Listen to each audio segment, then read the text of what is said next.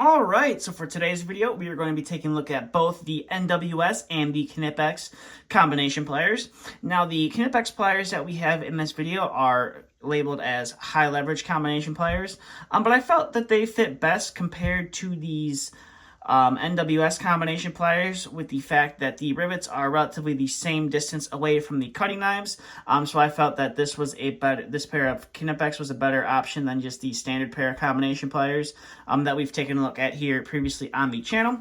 So to start off the video, there's one obvious difference between both these pliers, and the NWS is chrome plated versus the Knipex, where it is just the standard black oxide finish. Now, chrome plating on pliers can affect kind of how it cuts and or strips wire. For obvious reasons, when they chrome plate a tool, they have to sharpen the cutting knives before they chrome plate it, otherwise they take that chrome plating off. So some people do like to say that when you are using a chrome plated tool, it's a little bit harder and the cutting knives aren't as sharp as just a standard pair of black oxide pliers. So that's one thing to note at first. Now, both of these are insulated pliers, both 1000-volt rated, and they are both made in Germany. NWS makes all their pliers in Germany, as well as Knipex. And as far as I'm aware, all the NWS insulated pliers are all chrome plated. I don't think they make any in the black oxide finish. I know they make some for other tool companies out there, Philo being one of them, where they'll make them just in the black oxide finish, not chrome plated, as far as I can tell for the NWS.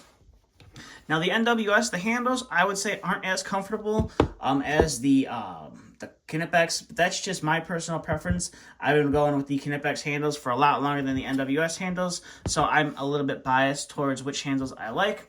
Now, the one cool feature about these NWS pliers, or at least their handles, is they have these two little notches, or these two little nubs here on the bottom, and what that is for is NWS makes a couple different attachments or accessories that you can put with these pliers, and you get a non-contact voltage tester, and then you also get a tethering device. So if you are working at height with the tool, they have a tethering system that locks on or clips on to the back that you can lock onto this tool. And I believe that comes standard on all of their pliers, whether they are insulated or if they are just the standard comfort grip version. I think the only exception to that is the dipped insulated pliers. I don't think have those nubs on them, but all of their comfort grip and all of their insulated pliers like this have those little nubs there on the bottom, versus the Knipex.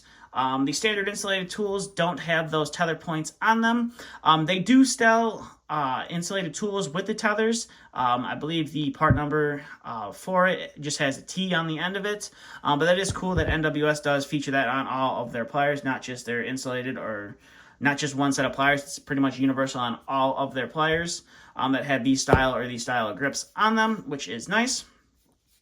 Now, the NWS has an extra bolt grabbing, or some extra teeth there on the backside of your cutting knives. Now, the one downside to that is you're not going to be able to use them to tighten a nut down on a bolt very far, so maybe you just use that inside to hold a bolt if you're tightening a nut down onto it. And the reason for that is the cutting knives are right behind it, so if you were trying to grip this nut on there and tighten the bolt into it, you're only going to be able to go so far before the bottom, or that bolt, starts to hit those cutting knives. You can kind of see it's running into the cutting knives into the back.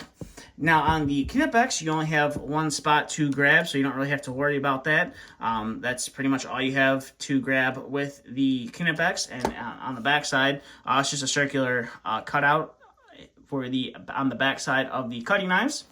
Now, on the nose of the plier, or I should say the teeth of the plier, actually, no, we'll start off with the nose of the plier. So the NWS is a little bit skinnier than the Knipex, and you also get a little bit more length on the NWS versus the Knipex. Now, the one thing that the NWS has that the Knipex doesn't on the nose of their plier is you have this little groove right here on the nose, and what you can use that for is if you're working with some solid wire and you need to make some loops with the wire, you can put it in there and not have to worry about marring up the surface of that wire, marring up or nicking that surface on the wire. On the Knipex, you don't really have that feature. You kind of have all those parallel teeth. I mean, you might be able to maybe use some of the teeth here on the that bolt gripping part, maybe to bend some wire, but that is a nice little feature on the NWS pliers. Now, the one thing that I don't really like about combination pliers is you see all the teeth are pretty much all parallel to each other. They're not like the lineman pliers we typically see here in the States where they have all of those crosshatch teeth on them.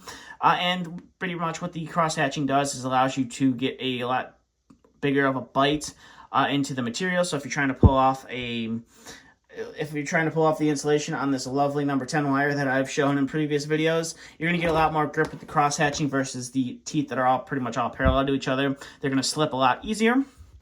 But like I said, these are both 1000-volt rated tools, so if you're working on or around stuff that is live, both of these are going to protect you from that. So that's pretty much it on the detail on the tool. If I didn't mention it already, both these guys are made over in Germany. So we'll go ahead and zoom the camera out, and I guess we'll get to some cutting on the see how well each one will cut some different sizes of wire that we have. So I think we're first going to start off with some number 18 stranded wire and put it up against these NWS, and these ones have no issues cutting through that 18 gauge stranded wire. And again, we'll bring in the Knipex and we are able to cut through that wire without an issue. So we'll throw that wire off to the side and get these scraps out of the way.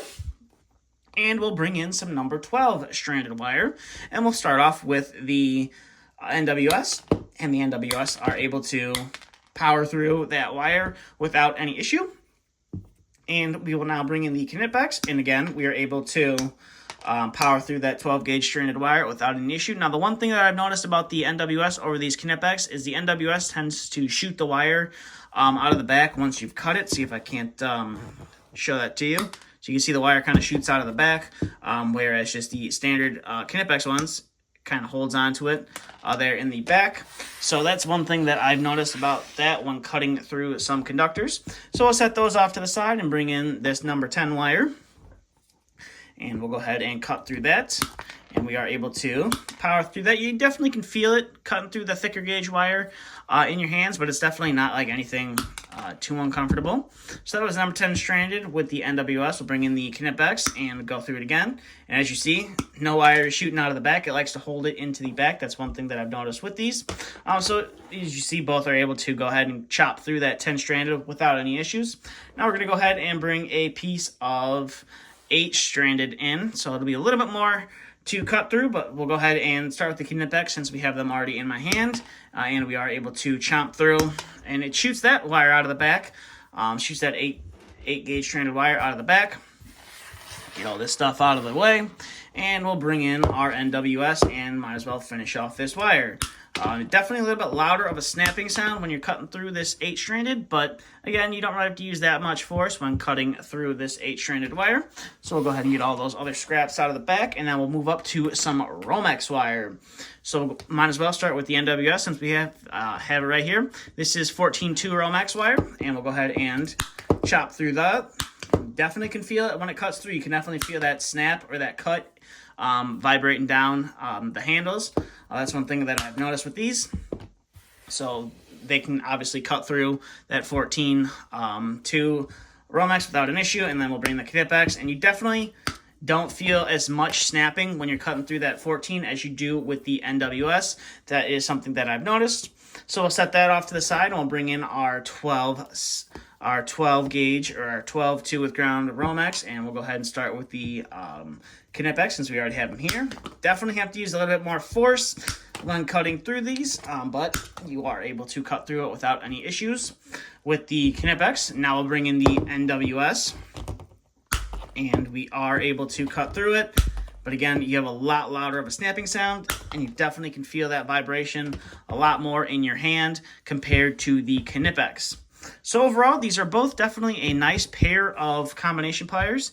I just wanted to make kind of a small little comparison between the two. That's something I've been doing here on the channel quite recently. I've been making quite a few different comparisons between combination pliers and lineman pliers and things like that, so I decided to make a combination on these ones. Both are definitely a great pair of pliers, and both have Knipex has always impressed me with the tools that they have, but I'm kind of mad at myself that I sat on NWS for the longest time and didn't really buy any. They definitely make some nice quality pliers. They're definitely sharp, and definitely seem to be holding up through all the videos that I've put them through. So with that being said, that's kind of all I have for this video. So if you have any questions, comments, concerns, please feel free to leave them down in the comment section below. And as always, thanks for watching.